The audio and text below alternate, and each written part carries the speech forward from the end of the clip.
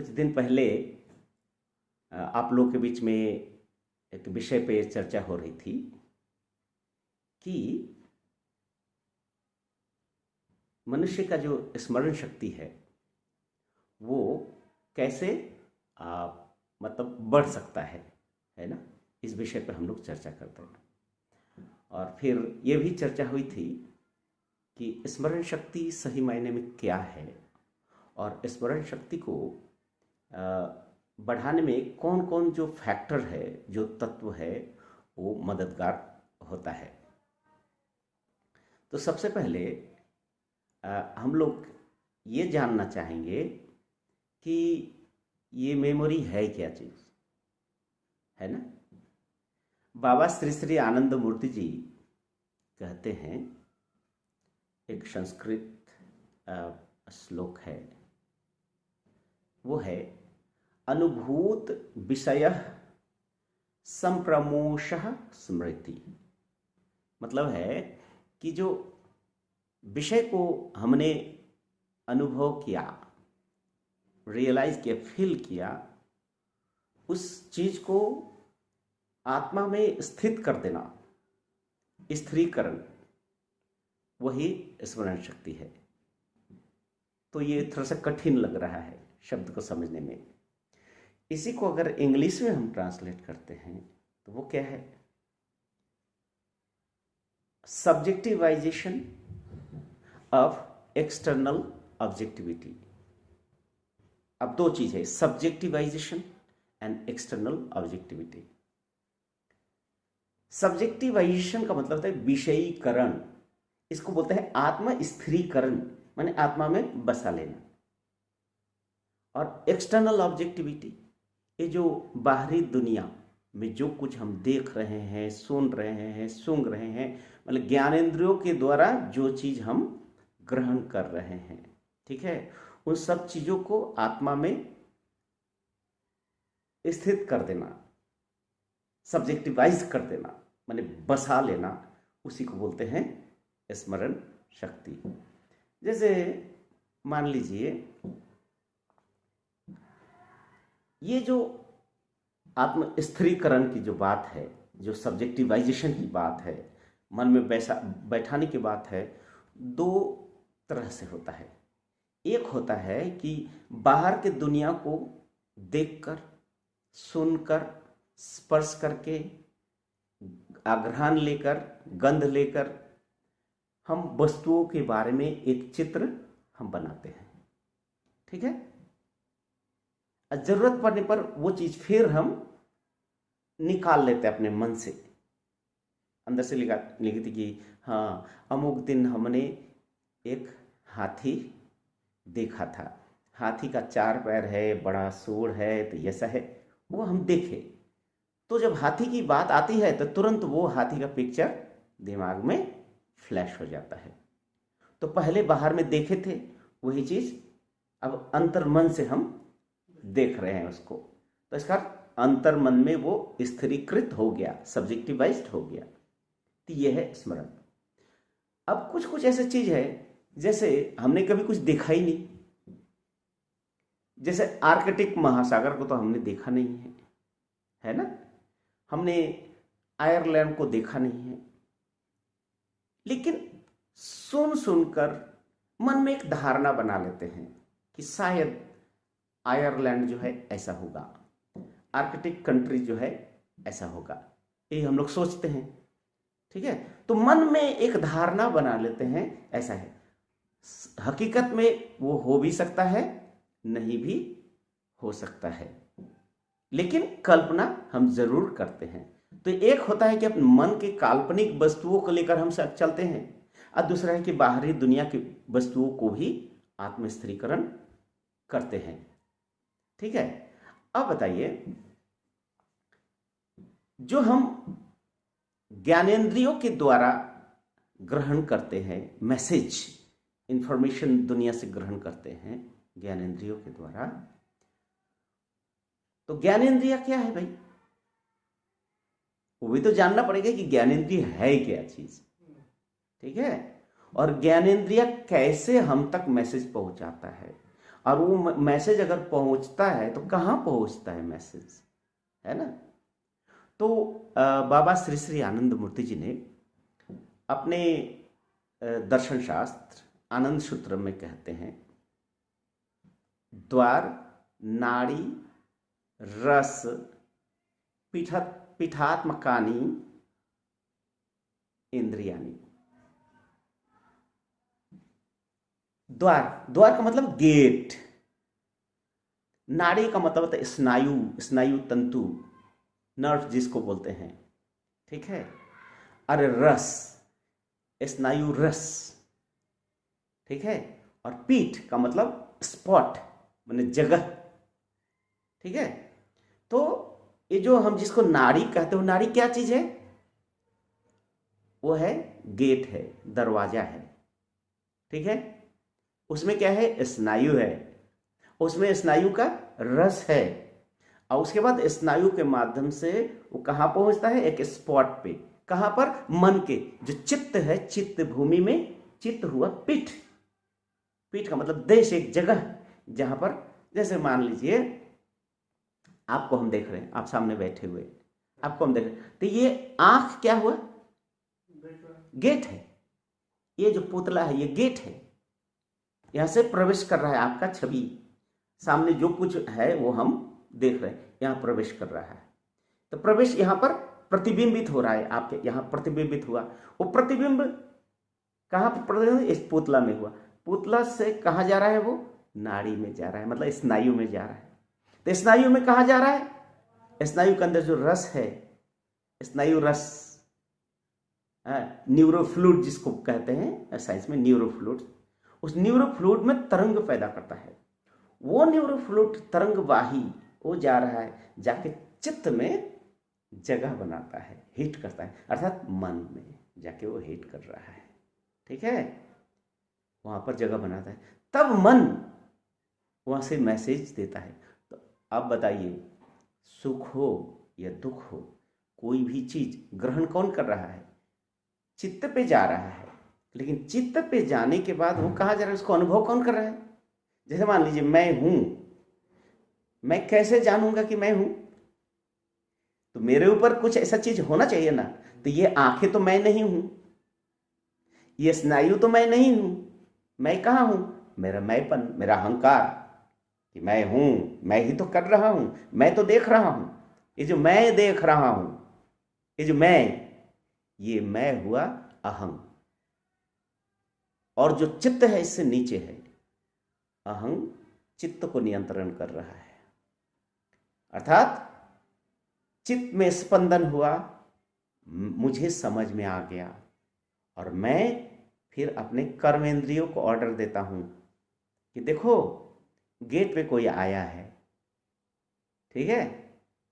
तो फिर ये अहंकार हमको क्या कर रहा है? आदेश दे रहा है, अहं मैं हूं, मैं कर रहा हूं, डूअर आई जिसको बोलते हैं, ये कर रहा हूं, ये आदेश दे रहा है चित्त को। चित्त में स्पंदन पर वही चित्त फिर क्या कर रहा है? कर्मेंद्रियों को आदेश दे रहा है, पैर को आदेश दे रहा है, जाओ वहां पर, है ना। सामने आइसक्रीम वाला चल रहा है, तो आइसक्रीम का आवाज सुनते ही जीभ में पानी आ जा रहा है, तो आज आइसक्रीम खा लेते हैं। तो उस आइसक्रीम को खाने के लिए सबसे पहले हम तुरंत क्या करेगा? मन में तो इन्फॉर्मेशन आइसक्रीम का चला गया, लेकिन पॉकेट में हाथ डाल के देखते हैं पैसा है कि नहीं। पैसा होगा तब हम जाएंगे तो खाएंगे। तो देखिए कितना बड़ा खेल है ये, है ना। तो पहले ज्ञानेंद्रियों के द्वारा मैसेज चित्त पे पहुंचता है, चित्त से अहंग पे पहुंचता है, एकदम अंदर में, ठीक है। अगर अहंग पे नहीं पहुंचा तो समझ में नहीं आएगा। जैसे मान लीजिए आप बैठे हैं सामने, ठीक है, आप चिंतन कुछ और कर रहे हैं। मान लीजिए आपके अपने घर के बारे में सोच रहे हैं, माँ के बारे में सोच रहे हैं, आपके वाइफ के बारे में सोच रहे हैं, बहन के बारे में सोच रहे हैं। इतना गहन चिंतन में हो गए कि मच्छर काट रहा है तो आपको पता ही नहीं चल रहा है। क्यों? क्योंकि आपका जो मैंपन है दूसरी जगह इन्वॉल्व है, इंगेज्ड है। इसीलिए यहाँ पर शरीर को कुछ भी हो रहा है, स्पंदन हो रहा है, आपको पता नहीं चल रहा है। लेकिन मन जब फिर अहंकार आपका यहाँ पर आ जाता है शरीर में, जलन हो रहा है, तब तक देख रहे हैं कि मच्छर जो है ना खून पीकर मोटा हो गया। है ना। इसका मतलब अहंग के जो अनुपस्थिति में आप कुछ अनुभव नहीं कर सकते हैं। आपको बोध जो क्रिया है वो संभव नहीं है, आपको सेंस भी एब्सेंट हो जाता है, समझ रहे। तो स्मरण करने के लिए, कोई भी चीज को ग्रहण करने के लिए कितने चीजों की जरूरत है, क्या जरूरत है। जैसे आपको इंद्रियों की जरूरत है, ज्ञानेंद्रियों की जरूरत है, कर्मेंद्रियों की जरूरत है, और उसके बाद मन की जरूरत है। मन के अनुपस्थिति में न कर्मेंद्रिय काम करेगा न ज्ञानेंद्रिय काम कर सकता है। तो सबसे बड़ा जो कर्ता कौन हुआ, करने वाला मन ही हुआ ना, मन ही कर रहा है। लेकिन हम लोग क्या सोचते हैं, शरीर ही सब कुछ कर रहा है। ठीक है, अब आइए देख और थोड़ा सा डिटेल में जा रहे हैं। ये तो कैसे, जैसे इंद्रिया जितना है वो गेटवे है, गेट है, दरवाजा है इंफॉर्मेशन लेने का। जैसे कोई दुर्गंध आ रहा है तो तुरंत ये नाक उसको दुर्गंध को कहाँ पहुंचा रहा है, स्नायु के माध्यम से वो चित्त में पहुंचा रहा है। स्पर्श करे त्वक, त्वक से हमारा मैसेज कहाँ जा रहा है, वही चित्त में जा रहा है। ठीक है, कोई आवाज सुनाई दे रही वो भी जा रहा है। कोई चीज खट्टा है मिठा है, तुरंत यहाँ पर 1 सेकंड में यहाँ डालते ही आपको पता चल जाएगा वो मैसेज चल कितना गति से जा रहा है, माइक्रोफ्रैक्शन कितना करोड़ किलोमीटर स्पीड में जा रहा है, जाके चित्त में पहुंच रहा है। चित्त फिर रिएक्शन भी कर रहा है, अहंग रिएक्ट भी कर रहा है कि खट्टा है, कितना खट्टा, तीता है, ये तीता है, मीठा, क्या मीठा लग रहा है। देखो ये अभिव्यक्तियों के साथ साथ चेहरा भी बदल जा रहा है, सब कुछ बदल जा रहा है। ठीक है, तो तुरंत ये मैसेज जा भी रहा है और उसका प्रतिक्रिया भी हो रहा है, मैसेज भी आ रहा है। इसी तरह से ज्ञान इंद्रिय और कर्मेंद्रिय एक्टिव हो जाता है। अब जहां तक स्मरण शक्ति की बात है, मैं बोला कि मन के अनुपस्थिति में स्मरण शक्ति होगा ही नहीं। तो जैसे मान लीजिए आपको अगर पूछा जाए कि भाई आप 3 दिन पहले नाश्ता में क्या खाए थे, तुरंत आप बता पाओगे? नहीं बता पाओगे। खाए तो थे लेकिन आप नहीं बता पाओगे। क्यों? क्योंकि जो आप खाए थे वो आपके जीभ के माध्यम से मन में गया। तो हो सकता है कुछ विशेष कोई इंपॉर्टेंट चीज नहीं खाए थे, इसलिए आपको याद नहीं है। लेकिन अगर कोई बहुत डिलीशियस चीज खाए हो, कोई बहुत एक यूनिक चीज खाए हो, तो हाँ परसों दिन वो था ना, एकदम कितना अच्छा एकदम डोसा बना हुआ था, सांभर बना हुआ था, नारियल की चटनी बनी थी, तुरंत आप याद कर रहे हैं। ठीक है, लेकिन जब एक साधारण चीज होता है तो वो उतना सीरियसली नहीं लेते हैं। लेकिन वो जो मैसेज आ रहा है कहाँ रह रहा है, वो हमारे स्नायु में जमा रह रहा है। ठीक है, स्नायु में जमा हो गया, वो अंदर तक पहुंचा ही नहीं, सब्जेक्टिवाइज नहीं हुआ, अंदर तक नहीं पहुंचा। तो क्या होता है, बहुत सारे मैसेज आ रहा है। नाश्ता के बाद दोपहर में भोजन किए, फिर शाम को नाश्ता किए, रात में खाए, फिर कल खाए, ऐसे कर करके कई दिनों का वो जमा है। तो धीरे धीरे क्या होता है, स्नायु तो क्या तो सीमा है ना, वो क्या करता है, वो निकाल देता है, पुराने को निकाल देता है, नए को भरता है, नया आता है, पुराना निकल जाता है। ये जो निकल जाना ये भूलना हो गया। एक है स्मृति और दूसरा है भूल जाना। लेकिन ये चीज जब अहंग ने ग्रहण कर लिया, पूरी तरह से एक्सेप्ट कर लिया, जैसे देखेंगे कोई अगर प्यार से कुछ बातें करते हैं, जीवन में ऐसा कुछ अच्छा पल हो, वो कभी नहीं भूलते, वो बचपन में किया हो या अभी किए हो, जिंदगी भर इंसान भूल नहीं पाता। कि एक व्यक्ति, मुझे याद है मैं अपने माँ के साथ बस में कहीं ट्रैवल कर रहा था, मैं छोटा था, मैं रो रहा था। बस का कंडक्टर आया, आके अपने पॉकेट से 2 चॉकलेट निकाल के दिया। मुझे उस चॉकलेट का स्वाद आज भी याद है, हालांकि मैं गोद में था, वो अभी भी याद है। उस व्यक्ति का छवि मेरे मन में अभी भी आता है, क्योंकि एक बहुत ही सुंदर पल था। बस खचाखच भरा हुआ था, माँ खड़ी है, सब खड़े हैं, कितने लोग खड़े हैं, लेकिन मैं रो रहा हूँ। वो कंडक्टर आया, मुझे 2 चॉकलेट थे, मैं भूल नहीं पाया। सबके जीवन में ऐसा कुछ होता है, ऐसी कुछ घटनाएं हैं जो आदमी भूल नहीं पाता है। क्यों? वो बहुत सीरियस एकदम मन आत्मसात कर लेता है उसको, है ना, आत्मसात कर लेता है, इसलिए उसको भूल नहीं पाता है। और घटनाएं तो बहुत सारी होती हैं, लेकिन वो घटनाएं, हजारों घटनाएं हो रही, लोग उसको भूल जा रहे हैं।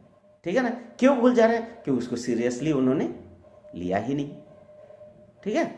तो वो जो सीरियसली ले तो आत्म स्थिरीकरण होगा, आत्मा में बैठ जाएगा, मन में बैठ जाएगा।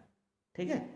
तो ठीक उसी तरह से देखिए, ये जो स्मरण शक्ति जो स्नायु में है, स्थित है, स्नायु में जो स्मरण शक्ति स्थित है उसको कहेंगे सेरेब्रल मेमोरी। क्या कहेंगे? Cerebral memory. वही स्मरण शक्ति जब आपके ये स्नायु में नहीं रह के हमारे चित्त में स्थिरीकृत हो जाता है, तो वो जो मेमोरी है इसको बोलते हैं सेरेब्रल मेमोरी। और जो चित्त में स्थिरित हो गया, जैसे कुछ ऐसी चीज है जैसे आप कभी देखे भी नहीं है, आप कुछ चीज आप सुने भी नहीं है, लेकिन कुछ ऐसी चीज है जो लगता है कि मैं जानता हूं, और वो हकीकत भी है। वो क्या है कि जब आपका मन स्थिर हो जाता है तो क्या होता है, जो मन के कोने में हो सकता है जन्मों जन्मांतर में जमा हुआ जो आपका संस्कार, उसमें से कोई एक तरंग आके मिल गया, तो उस समय आपको लगता है कि ये चीज तो मैं जानता हूं, लेकिन कभी तो पढ़ा नहीं, लेकिन मैं ये जानता हूं। इसको बोलते हैं एक्स्ट्रा सेरेब्रल मेमोरी। जैसे आदमी बहुत समय अपने पूर्व जन्म की बातों को भी याद कर लेता है। बहुत ऐसी चीज है जो इस जन्म का नहीं है, लेकिन उसको पता चलता है कि कोई जगह पे पहुंच गया तो लगता है कि इस जगह पे मैं आया हूं। एक व्यक्ति को मिला तो लगता है इस व्यक्ति को मैं पहचानता हूं, बहुत नजदीक का है ना? तो ये सारे क्या है? ये सब चीज एक्स्ट्रा सेरेब्रल मेमोरी में आता है। जैसे तथागत नाम का 12 साल का बच्चा फिजिक्स का कितने बड़े बड़े फार्मूला को वो सॉल्व कर दिया। कौटिल्य ने पूरे, ऐसे बहुत छोटे छोटे बच्चे हैं जो बहुत सारी चीज़ों को एकदम स्मरण रख रहा है, पूरे पुनर्जन्म को भी याद कर रहा है। तो इसको बोलते हैं एक्स्ट्रा सेरेब्रल मेमोरी। ठीक है? तो एक होता है सेरेब्रल मेमोरी जो सेरेब्रा में रहता है हमारे ब्रेन के, आज जो सेरेब्रा के बाहर है अर्थात मन में है, वो हो गया एक्स्ट्रा सेरेब्रल मेमोरी। और एक है खंड मेमोरी, थोड़ी देर के लिए याद रखते फिर हम, तो वो स्नायु जनित मेमोरी है। ठीक है? लेकिन कुछ है मेमोरी कभी भूल ही नहीं पाते।